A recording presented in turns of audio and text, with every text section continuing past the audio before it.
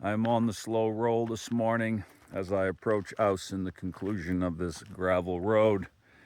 I've been on the gravel since Caribib. At Aus, it's about 430 miles on gravel, roughly 700 kilometers. At least half of it has been brutal, but fortunately, since departing Beta yesterday, the gravel has been generally very good, with only a few exceptions. Right now, I'm rolling on gravel that is certainly enviable.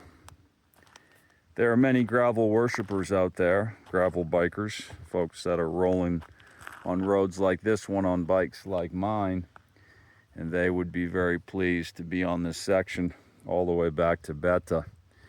But a different route is certainly advised going all the way back to Caribib. Many of those sections were just extremely uncomfortable. Now that said, the landscape was world class. As I've said in other videos, the space I rolled through was as beautiful as anything I've seen in my lifetime. So would I change anything now, knowing what I do? In my short life, I would conclude, no, I would not. I would go that way, especially if I knew no other alternative that might spare me the difficulty, but also present the same magnificent landscape. But it was two extremes like I cannot recall in my lifetime. Extreme beauty with extreme discomfort. What an opportunity that was. We go looking for opportunity to build character, to collect experiences that we can share and integrate to make us a better human.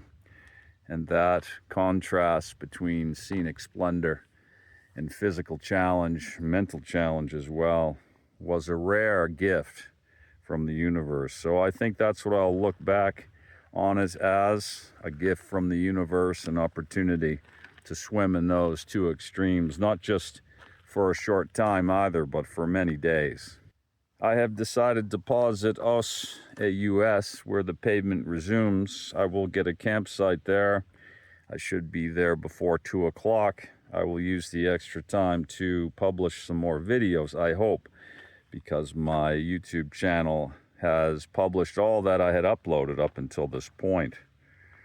And then tomorrow I will close 160 kilometers, 100 miles to Rosh Pina. That town has provisions. In between is a wide open space. I see no camping on grid opportunities, so if I stayed within that space, I would have to wild camp, which would be okay, but nonetheless, I have work to do on videos, so I think I'm going to cut the day short and do that in Aus. At Rosh Pina, the next day, I think it will be Thursday morning, I will be about 50 miles, 80 kilometers from the South African border.